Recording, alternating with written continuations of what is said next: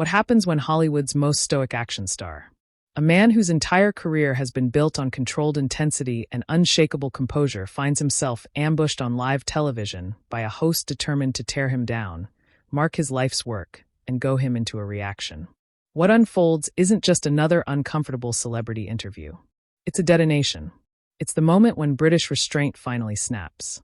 When decades of professionalism give way to justifiable fury, and when one of daytime television's most aggressive hosts learns the hard way that pushing the wrong person too far has consequences. This is the story of how Jason Statham walked onto the View set, expecting a routine promotional appearance, and instead delivered one of the most devastating takedowns in talk show history. Not through violence or theatrics, but through something far more powerful, controlled verbal annihilation that left Joy Behar looking smaller than anyone had ever seen her before. Before we dive into the complete destruction that followed, understand what you're witnessing here. This isn't just about an actor defending his work against criticism. This is about the toxic dynamic that has infected modern celebrity journalism. The moment when someone who'd maintained professionalism through hundreds of interviews finally reached his limit. And the shocking reality that hosts who've spent careers attacking guests without consequences can still be shocked when someone fights back with intelligence and precision. The confrontation between Jason Statham and Joy Behar became legendary not because of raised voices or dramatic walkouts, but because millions of viewers watched someone systematically dismantle a bully using nothing but calm logic, righteous anger, and devastating truth. What you're about to read is the anatomy of how quiet intensity destroys theatrical aggression, and why watching Joy Behar get intellectually eviscerated by someone she'd underestimated became one of the most satisfying moments in talk show history. The morning Jason Statham arrived at the View studio, everything seemed routine, professional, choreographed, like the hundreds of promotional appearances he'd done throughout his career. He was there to discuss his latest action film, another entry in a franchise that had made him one of Hollywood's most bankable stars. The setup was standard. Arrive early. Brief chat with producers about approved topics. Makeup and microphone check. Walk onto set. Smile for cameras. Answer softball questions. Plug the movie. Thank the hosts.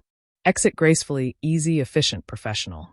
Jason walked onto the set with his characteristic presence, that controlled energy that made him compelling on screen. Not the flashy charisma of some stars, but something more grounded, more real.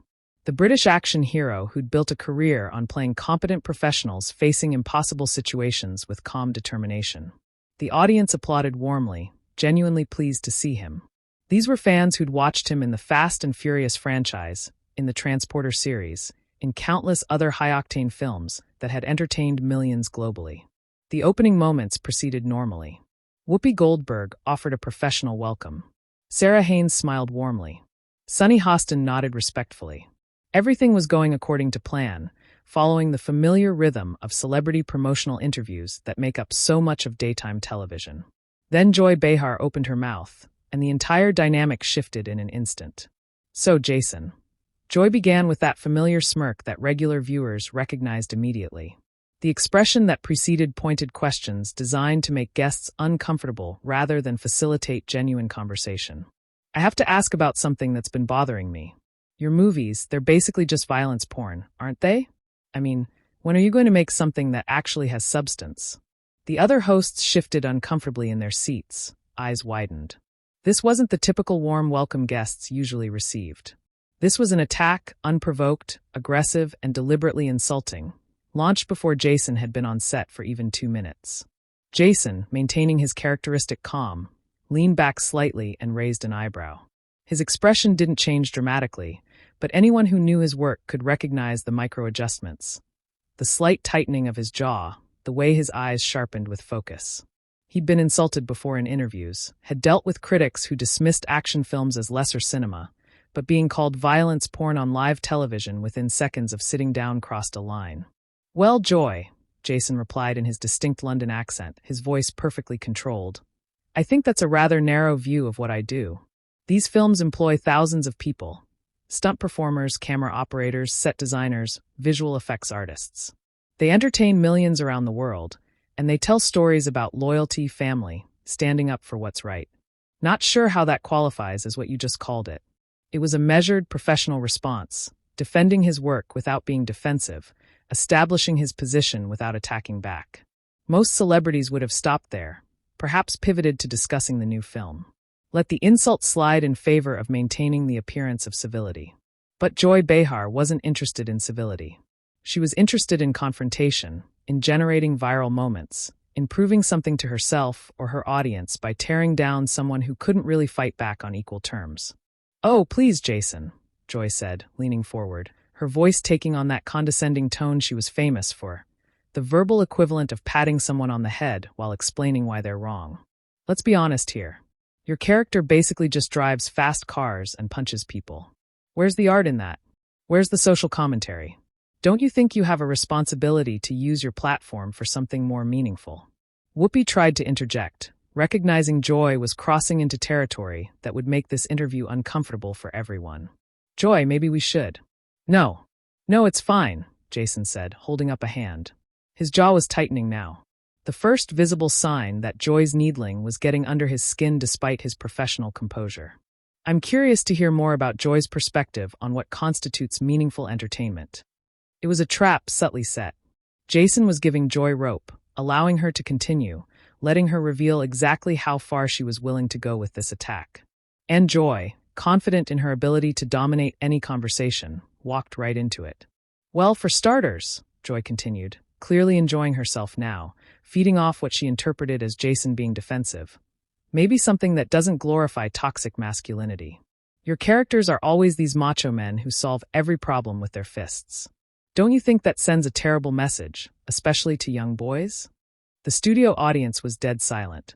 Even the camera operators seemed to sense something building, some tension accumulating like pressure before an explosion.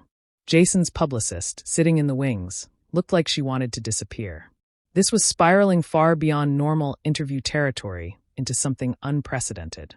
"Toxic masculinity," Jason repeated slowly, his voice dropping an octave, becoming quieter, but somehow more intense. "That's interesting coming from someone who's made a career out of attacking people on television." Joy's eyes flashed. She'd been challenged, and her instinct was to escalate rather than retreat. "Excuse me. I think you're confusing holding people accountable with attacking them. That's exactly the kind of attitude I'm talking about." "Holding people accountable," Jason said, his voice remaining dangerously calm. The kind of quiet that precedes violence in his films, but here channeled into something more devastating. Pure verbal precision. "Is that what you call it when you spend 20 minutes tearing apart someone's life's work without knowing the first thing about what goes into making these films?" Sarah Haynes jumped in, desperately trying to redirect before this escalated further. "Maybe we should talk about the stunts in your new movie, Jason. I heard you do most of them yourself." But Joy wasn't finished. She'd drawn blood, sensed vulnerability, and her instinct was to press the attack rather than gracefully pivot. This was what she did, what she'd always done, what she'd been rewarded for doing throughout her career. "Oh, I know plenty about your movies, Jason," Joy said, her voice dripping with contempt. "I know they make billions of dollars selling the fantasy that problems can be solved with violence. I know they perpetuate harmful stereotypes about what it means to be a man. And I know that intelligent actors like yourself could choose to do better." That was the moment the line crossed, the line that couldn't be uncrossed. Joy had just called his work harmful, dismissed his fans as dupes, and suggested he was wasting his intelligence. And she'd done it with a smile, with theatrical confidence, assuming he would just absorb it like every other guest who'd been bullied on this show over the years. But Jason Statham wasn't like other guests, and Joy Behar was about to learn that the hard way. Jason's hands clasped tightly in front of him. The camera caught the subtle tension in his shoulders, the way his breathing had changed, the micro-expressions that suggested a man reaching the absolute limit of his patience. "Intelligence," he said quietly, the word carrying such weight that it silenced even the studio's ambient noise. "That's rich coming from someone who just suggested that action films have no artistic merit and that millions of fans around the world are too stupid to understand the difference between entertainment and reality." "I never said the fans were stupid," Joy shot back, but her voice carried less certainty now. She could sense something shifting, could feel the control of this conversation slipping from her grasp. "Right," Jason said, his voice growing harder with each word. "So the problem isn't with the audience, it's with me. Because I choose to make films that people actually want to watch instead of pretentious art house pieces that 12 people see in independent theaters." Sunny Hostin attempted mediation. I think what Joy is trying to say is, I can speak for myself, thank you, Joy snapped, not taking her eyes off Jason, unwilling to concede any ground. What I'm trying to say is that actors of your caliber have choices. You could use your influence to make films that challenge people, that make them think, that address real social issues. Instead, you take the easy money and make the same mindless action movie over and over again. The word mindless hung in the air like a detonation waiting to happen. Jason was no longer the relaxed movie star who'd walked onto the set 30 minutes earlier. His entire demeanor had shifted, and everyone in the studio could feel it. The gathering storm, the moment before everything changes. Jason stood up from his chair. The sudden movement caught everyone off guard. Guests don't stand up during View interviews. They sit, they smile, they deflect, they maintain the illusion of friendly conversation even when being attacked. But Jason Statham had just shattered that illusion.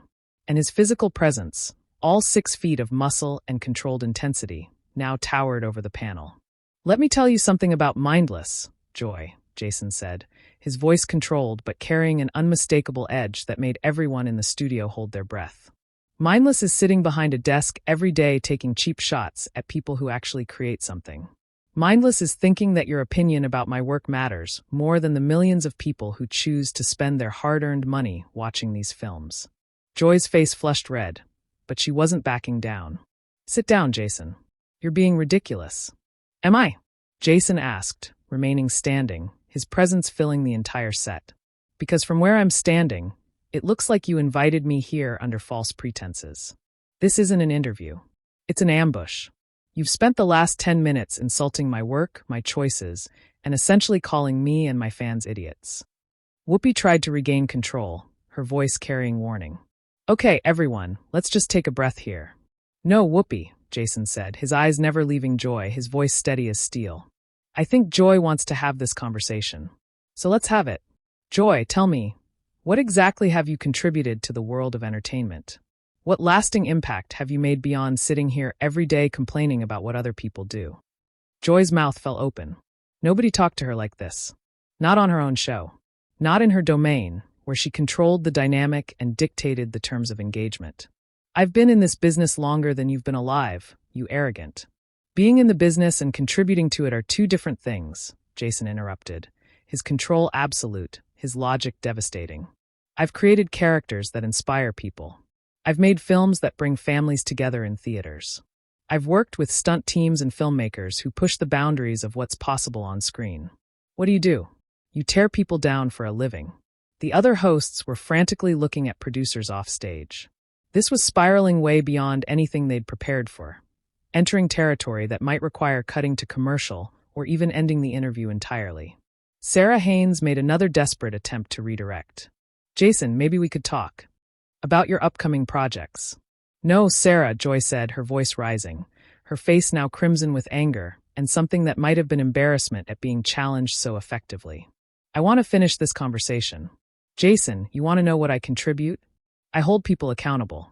I ask the tough questions that other interviewers are too scared to ask.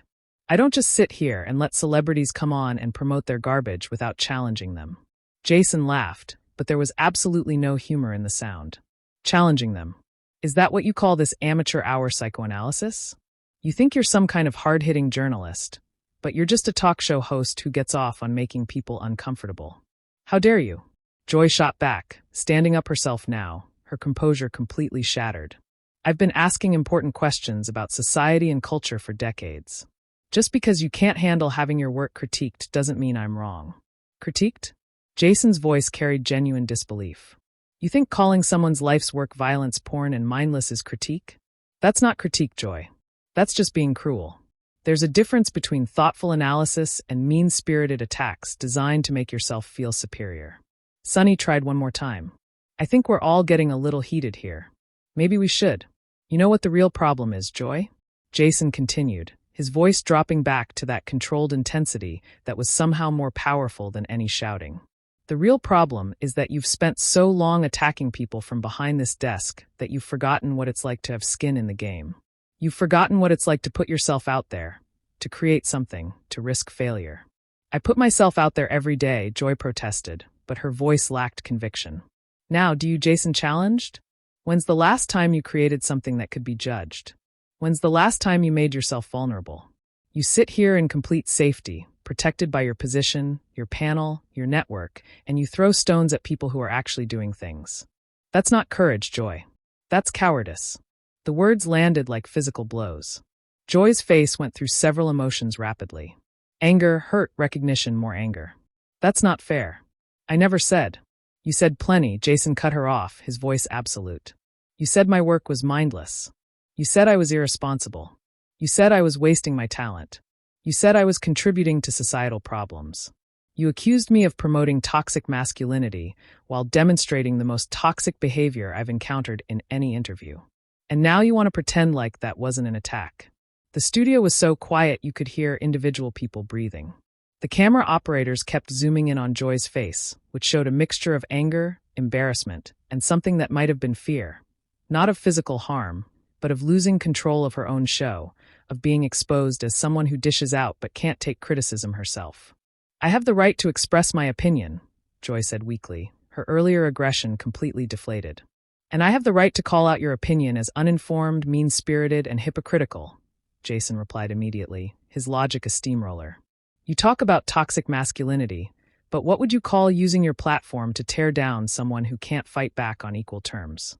What would you call ambushing a guest who came here expecting a professional interview? Joy's voice was barely above a whisper now. I wasn't ambushing anyone. Then what would you call it? Jason demanded. Because from where I'm standing, it looks like you decided before I even walked in here that you were going to make me the villain in whatever narrative you had planned for today's show. He shook his head with genuine disgust. You know what the real tragedy is here, Joy? You had a chance to have an interesting conversation with someone who's dedicated his life to entertaining people. You could have asked about the craft of acting, about working with directors, about the evolution of action cinema, about the real physical risks and challenges of this kind of work. Instead, you chose to be small, petty, and cruel. Joy tried one more time to regain some semblance of control. I think you're being unfair to me, Jason. I was just trying to... To what? Jason interrupted. To embarrass me. To make yourself look smart by making me look stupid. To prove some point about masculinity by being more aggressive than any man would dare to be on television. The words hit their mark. Joy's face crumpled slightly, and for a moment, she looked genuinely hurt. But Jason wasn't finished. He was just getting to the devastating conclusion of his argument. You want to talk about responsibility, Joy? How about your responsibility to treat people with basic human decency?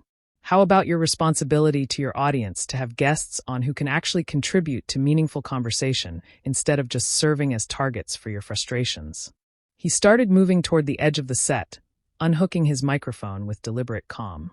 How about your responsibility to yourself to be better than this? Joy finally found some of her fight again, her voice rising desperately. Where are you going? We're not finished here. Jason turned back to her one last time, his expression carrying something between pity and disappointment. Oh, we're finished, Joy. We were finished the moment you decided to make this personal instead of professional. He looked directly into the main camera, speaking now to millions watching at home. I came here to talk about my new film, to connect with fans, and to have what I hoped would be an enjoyable conversation. Instead, I got a master class in how not to conduct an interview. Joy stood up abruptly, her voice shrill. You can't just walk out. This is my show. Your show. Jason smiled coldly. Then maybe you should start acting like a professional host instead of a schoolyard bully. The production assistants were frantically signaling to the hosts, clearly trying to figure out how to handle this unprecedented situation. Jason handed his microphone to a stunned production assistant. You know what, Joy? He said, his voice softening slightly, which somehow made his words even more devastating. I actually feel sorry for you. It must be exhausting to be so angry all the time. It must be lonely to push away everyone who tries to have a genuine conversation with you. Joy's voice cracked. I'm not angry. I'm passionate about. You're angry, Jason said simply with the certainty of absolute truth. And you're taking it out on people who don't deserve it. That's not passion. That's just sad. He turned to the other hosts, his voice respectful. Whoopi, Sarah, Sunny, thank you for trying to keep things civil. I'm sorry your colleague made that impossible. As Jason walked toward the exit, Joy made one final desperate attempt to have the last word, to regain some control of a situation that had completely escaped her. This is exactly the kind of toxic behavior I was talking about. Walking away when challenged, refusing to engage with difficult questions. Jason stopped at the edge of the set and turned back one final time. His voice was calm now, almost gentle, which somehow made his final words even more absolutely devastating. Joy, the only toxic thing in this studio today was your behavior. The only person who refused to engage with difficult questions was you, because you never asked any. You just hurled insults and called it journalism. And the only person who should be ashamed of what happened here is you. He paused, looking directly at her with something approaching genuine concern. I hope someday you figure out the difference between being challenging and being cruel. Your audience deserves better. Your guests deserve better, and honestly, you deserve better too. With that, Jason Statham walked off the View set, leaving behind a stunned studio, speechless hosts, and Joy Behar looking smaller than anyone had ever seen her look before. The cameras kept rolling for another few seconds, capturing Joy's face as she realized that for once in her career, she had absolutely nothing to say. The aftermath was immediate and explosive. Within minutes of the show airing, clips of the confrontation flooded every social media platform. Twitter, Instagram, TikTok, YouTube, all pulsed with the same footage. Jason standing over the panel, Joy's face crumpling, the devastating final words before his exit. The reactions divided along clear lines. Action film fans celebrated Jason for defending their genre against elitist dismissal. Finally, someone stood up to these talk show bullies, one viral tweet declared. Others praised his restraint. He destroyed her with logic and composure, not violence. That's real strength. But Joy's defenders pushed back, arguing she'd asked legitimate questions about violence in media, and Jason had overreacted. If you can't handle tough questions, don't go on talk shows, critics tweeted. Entertainment outlets rushed to cover the confrontation. Jason Statham walks off The View after heated exchange, read one headline. Joy Behar left speechless after Jason Statham defends action films, read another. Think pieces proliferated about celebrity journalism, about the toxicity of ambush interviews, about whether Joy had crossed a line or Jason had been too sensitive.